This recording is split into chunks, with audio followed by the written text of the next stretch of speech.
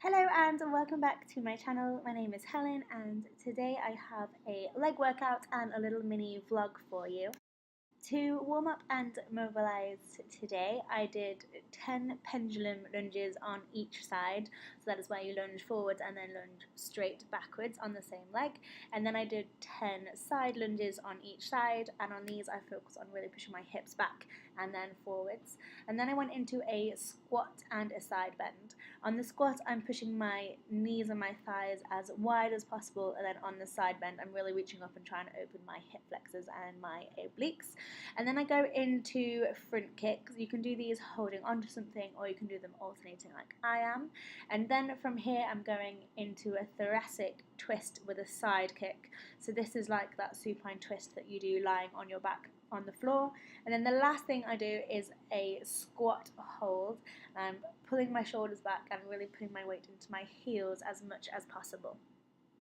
I've lost my circular resistance bands, but I found one of these that they normally use for Les Mills kind of classes lying around. So if you've got a long resistance band, then this is what you can do. So loop it underneath your feet and hold it at your hips. Cross it over if you need more resistance. I do 5 side steps on each side, and then 5 sort of backwards and diagonal steps on each side. I do that twice. So you're focusing on activating your glute med and your TFL, which is sort of outer glute / outer hip, your external rotators. So 5 side, 5 side, 5 back, 5 back. You then go into 10 frog pumps, followed by 10 just pushing your knees out, regular glute bridges. I did this just twice in total. It was enough. So your side steps, you're focusing on activating through the sides of your glutes and your hips. For your frog pumps, make sure you're really activating both your right and left glute the same amount, if that makes sense. So at the top, squeeze as hard as you can, but make sure you can feel it in both your right and left exactly the same. And then the same for when you're doing your bridges, make sure it's even between your right and left glute. From there, I went into 4 sets of 10 to 12 barbell glute bridges. So I'm sure most people have done these before. Choose a weight that you can really get full extension of your hips with. So a weight that you know you are lifting with your glutes by really tucking your hips under.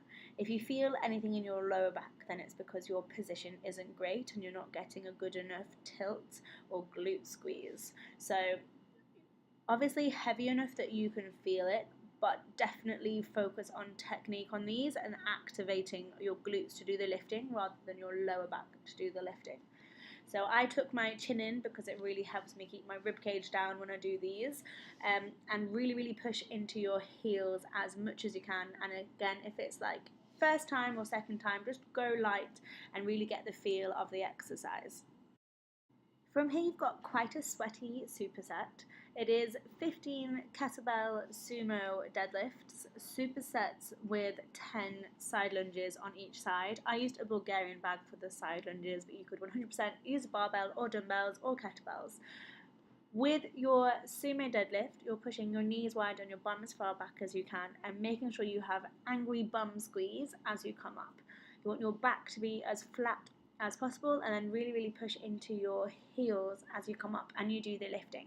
So that is 15 sumo deadlifts. This doesn't need to be heavy. This is all about activating, and to be honest, by this point your glutes should be on fire after doing that activation set and the glute bridges. And then your side lunges, you're really focusing on pushing your hips back, so having a pendulum motion, so really loading the glutes and then really squeezing and then contracting so that they do the lift on your way up. As always, keep your weight in your heels for both exercises. Breathe through them. This isn't necessarily the nicest set in the world, but it's really good and you can really squeeze. From there, you're taking it back to slow and heavy. This is sped up. We're going for 3 sets of 12 Bulgarian split squats.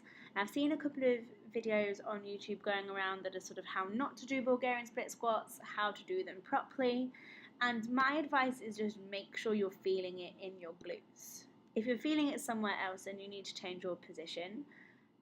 Like with most glute exercises, you want all of your weight in your heel, so your front heel of course, and your back leg is there just for balance. You're not pushing against it. You want to take your hips backwards to load the glutes, and then you really want to tuck them under. I have a forward lean because I have tight hip flexors. If I push my bum backwards but keep my chest up, I just arch my back. So for me, this is where I feel safe in my core and in my lower back, and I can activate my glutes, and it really, really hurts in a good way. So have a play around with position. Again, don't be afraid to go light. I like to take my front foot quite far forward so I can load it. Some people might have more flexibility and want to be further back. So definitely have a play. We've got 4 sets of 12. Enjoy the pain. From here, you've got 3 sets of 12 cable kickbacks, such a staple in all my workouts now. I definitely used to avoid them a lot because I don't find them comfortable, like my supporting leg dies. But I'm managing to slowly take that weight up, and they're getting more manageable, so this is definitely a tip. Keep doing those things that are hard and that are horrible. Excuse the sweat patch on my bum, I'm so sorry, this was really hard. So yes, you've got 3 sets of 12. Try and pause at the top for a moment and really squeeze and activate your glutes. Like I said earlier, your glutes should be really, really on fire. So actually this is a lot easier after a really good session. I am always trying to make it more comfortable, so I tried it on a step, but it really didn't help. I really like these kneeling. Actually, I need to remember to do these in my kneeling. So you want to try and not rock your upper body, which I am a little bit, but yeah, upper body as still as possible, core as tight as possible, hips are going to stay level, and you're focusing on just extending from the hip. So your glute is doing all the work, your back is doing none of the work. Okay, this next set is 100% optional. If you want a cardio blast and some conditioning, then this is amazing in a horrible kind of way. So this is thanks to my friend Hannah. So this is 21, 15, 9 Manmakers. So Manmaker is what you're seeing here, like a burpee with a Renegade row, a push-up, and then an overhead press with the dumbbells. She used 12 kilos, and luckily they were being used at the club I was at, so I had 10 kilos, and they felt really heavy by the end. So after you've done 21 of these, you're going to go and do an 800-meter run. We're then going to do 15 of these, and then do an 800-meter run, and then you do 9 of these and do an 800-meter run. Now, I'm pretty sure that when Hannah did this, the idea was to do this as fast as possible. Because I am very much anti-cardio, and I have been for a while, my plan was to just finish it, to just get through this.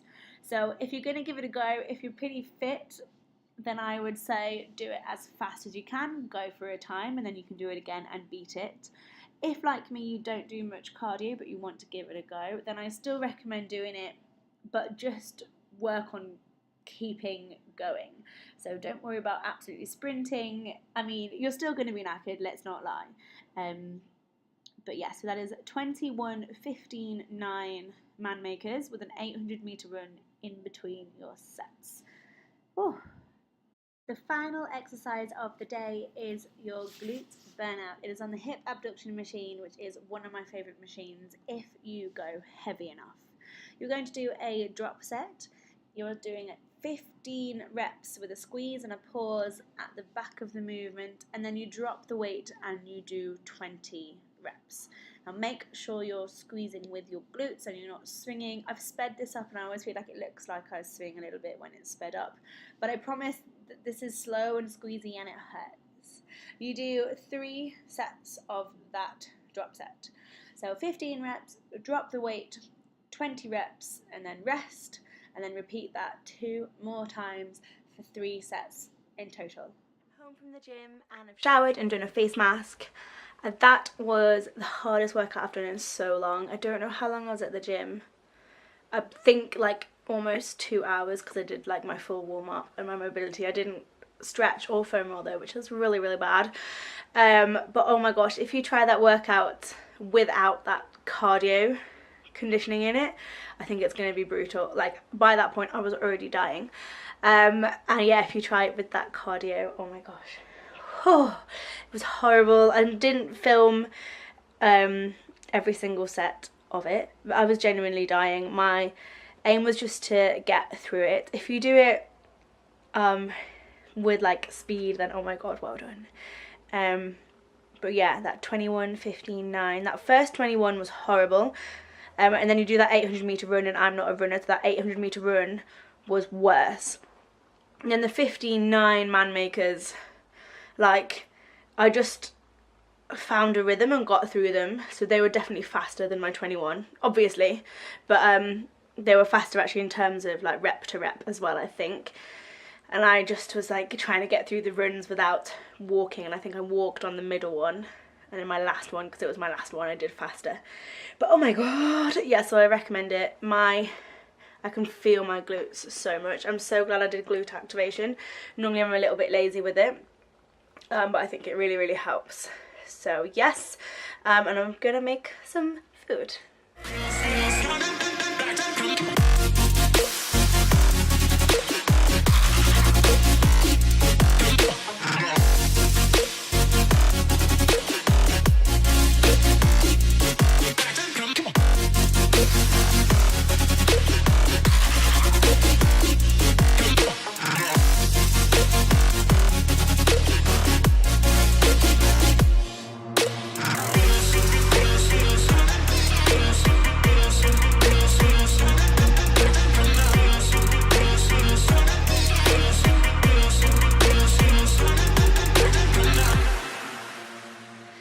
Dinner was yummy.